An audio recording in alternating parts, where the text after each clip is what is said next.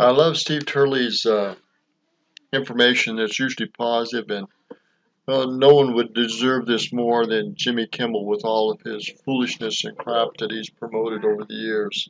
So hopefully he'll get his due diligence and rightly deserved. Supposedly he's off for 3 months, trying to let this stuff blow over, but it's not going to blow over. And in September, hopefully he will not be able to host anything. From unfunny hack comedians like Jimmy Kimmel. But according to the left's own woke rules that Jimmy Kimmel wants to force others to live by, it's hard to see how ABC Network allows him to keep his show. And then he retweeted precisely the fact that Kimmel had begged Tom Arnold to release the tape of President Trump supposedly using the N-word, which, by the way, of course, no tape has so far surfaced, obviously. So now Jimmy Kimmel is in the N-word hot seat, and it'll be very interesting to see how he attempts to squirm out of this one, given his track record here. Now, keep in mind, this is coming on the heels of two other controversies for Kimmel. First and foremost is the latest blackface controversy to surface for Kimmel. Video surfaced showing Kimmel in blackface repeatedly, imitating basketball great Karl Malone. These were from Comedy Central's The Man Show. And obviously the sketches have sparked outrage on social media. But neither Kimmel nor ABC, which hosts Jimmy Kimmel's show, have yet to apologize. They have yet to grovel before the feet of the woke tribunal, right? The woke inquisition. Now, instead, Kimmel has taken a leave of absence from the show for the whole of the summer. He won't be back until the fall, so he was obviously counting on all of this to just blow over. He's actually scheduled to host the upcoming Emmy Awards at the end of September. But obviously now with this new N-word controversy coming out, throwing a monkey wrench in his plans with the blackface controversy, it ain't blowing over. Now, all bets are off in terms of what's going to happen to Kimmel from this point forward. But if you thought that was bad enough, another controversy has just torpedoed his career as the premier star of wokeness. Now, check this one out. This just surfaced the other day.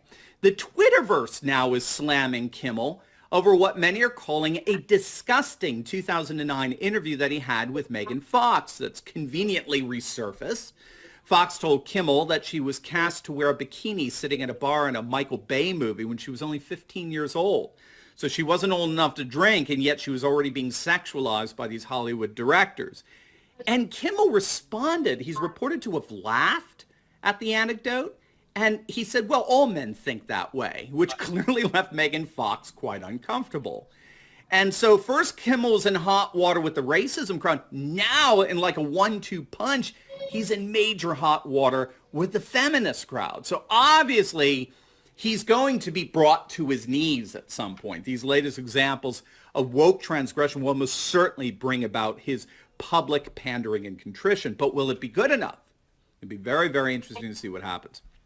Now, needless to say, these embarrassments are but the latest in a whole litany of humiliations that this woke warrior has been experiencing of late. Just a few weeks back, Kimmel had to apologize over deliberately lying about Vice President Mike Pence. You probably saw this. We did a video on it.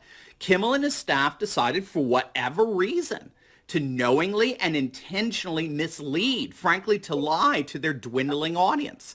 Kimmel played a clip of Vice President Mike Pence wheeling boxes of PPE, or personal protective equipment, into a health center.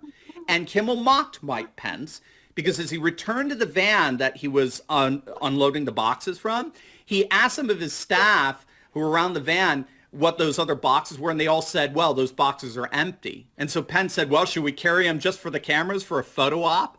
Now, he was obviously kidding, as the full video showed. He laughed, everyone laughed, and he closed the back door and walked away. Kimmel stopped the video after Pence asked, should we carry the empty boxes for the camera? He stopped the video at that point and then accused Pence of forgetting that his mic was on. And then he depicted the earlier video showing Pence delivering boxes as if he were delivering empty boxes for a photo op and pretending they were heavy. So Jimmy Kimmel knowingly lied to his audience as he accused Mike Pence of a fabricated fraudulent PR stunt gone wrong because he supposedly forgot his mic was on. And so he portrayed the whole situation as a perfect metaphor for who Mike Pence really is and what he's doing. He's a big box of nothing, right? That's what Kimmel's saying. Big box of nothing, carrying boxes of nothing. I mean, this is Mike Pence, gang. Say what you want about the guy, but he has some pretty impeccable character here. And as it turns out, a character far more intact than Kimmel's. Kimmel got caught. BuzzFeed's deputy director, David Mack, called out the clip immediately as being emphatically untrue. And so Kimmel was forced to publicly apologize. A pretty pathetic one at that, by the way. And this isn't the first time he's had to do this with the Trump administration. A few months back, we did a video on this, Kimmel went on another one of his anti-Trump screeds, and he reported that a photo of President Trump in the White House Situation Room during a military raid had been staged for some cheap publicity. Are you catching the little pattern emerging here? Sort of ironic because it's little Jimmy that seems so hell-bent on getting, staging things for cheap publicity. But Kimmel was basing this on some fake news that he came across and actually believed it. And so the Trump campaign threatened that he'd better publicly retract that comment or there were going to be some legal ramifications. And Kimmel had to. He did. He found himself again having to apologize for his pathetic antics. But not before the damage was done. And again, just to add insult to injury, all these attempts at cheap publicity that he accuses everyone else of doing isn't working for himself. Kimmel's ratings are in the tank.